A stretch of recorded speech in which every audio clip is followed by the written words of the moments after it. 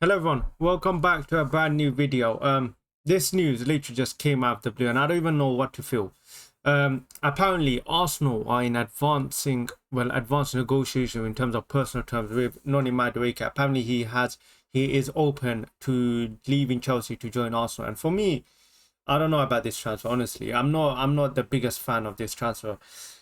This transfer, understand the logic. Okay, you want to sign a Saka right wing, Saka backup. Okay, I understand it, but because Saka got injured last season. But this signing, right?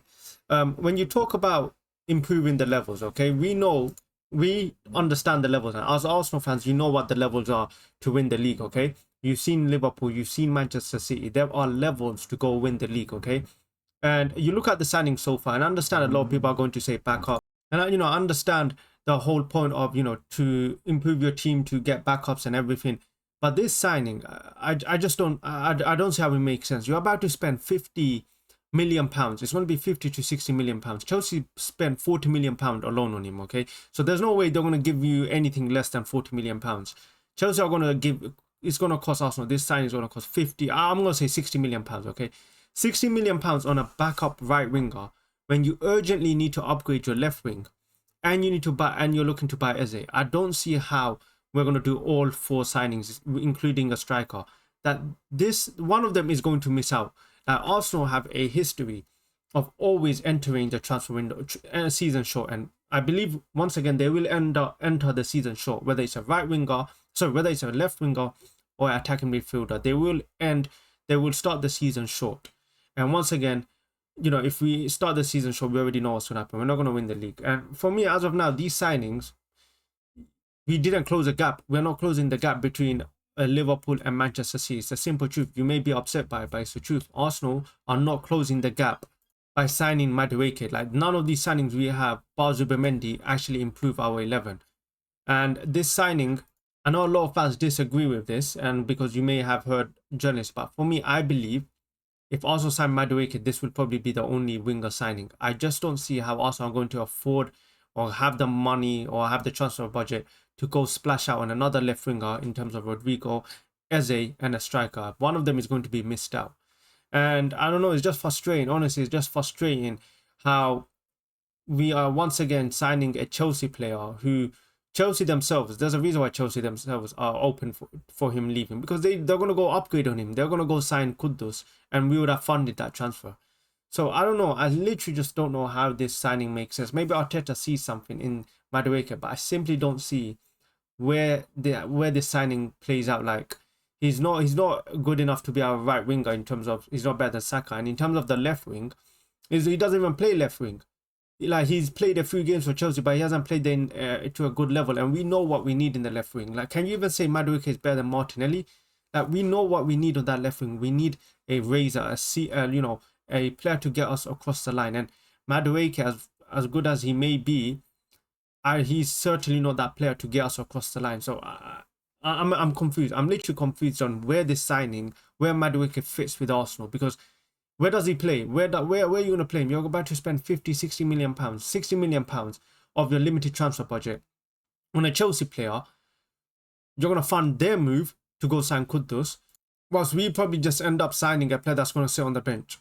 It doesn't make sense. I just don't see how we're going to afford to sign another left wing, and once again another Chelsea player. Like, how many Chelsea players, right, has Arteta signed since being here? It's like a transfer window isn't complete unless he signs a Chelsea player. He's so obsessed with Chelsea players, and you know what's scaring me? Arsenal could end up actually signing Nicholas Jackson.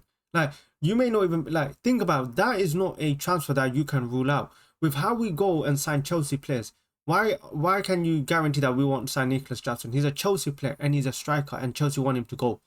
That fits all three requirements for Arteta. Like, you can't even rule that transfer out, and that's a scary thing.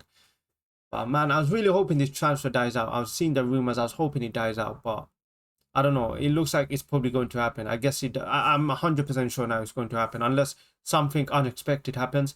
But I would say I'm 90% sure. I think Arsenal are going to sign Madueke, and I don't know. I don't know where it fits into the plan. It's a signing that just confuses me, especially when you have to improve the left wing. You have to buy a striker. You're haggling over 10 million pounds for Sesko and Gyökeres. You want to get one of them for 60 million pounds. 60 million euros, but you have no issue dropping 50 million pounds or 60 million pounds on a backup right winger, a signing you really don't need. It doesn't make sense. I guess why don't we just give those minutes to Reece Nelson or Ethan?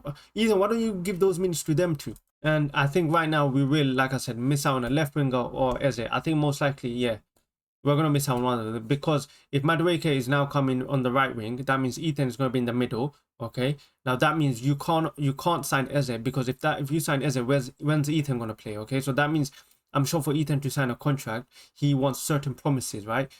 Guaranteed game time and a clear pathway for him. And if Arsenal go sign Eze, that blocks his pathway. So that's why for me, I don't think we're going to end up signing Eze because of a transfer like this. And the left winger, now I'm hearing we have to get rid of Trossard or Martinelli. And Trossard and Martinelli, there's not many suitors. I mean, you see a Saudi club, but I don't know how genuine the interest is. And then you got Trossard. How much can you get for Trossard? Maybe 20, 30 million pounds, not much money.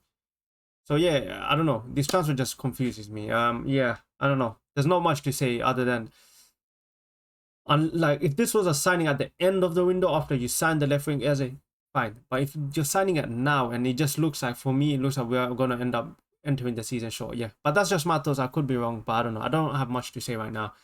Just a bit confused and frustrated, I guess, with a lot of Arsenal fans. If you enjoyed this video, hit the like button, subscribe. I'll catch you guys next time.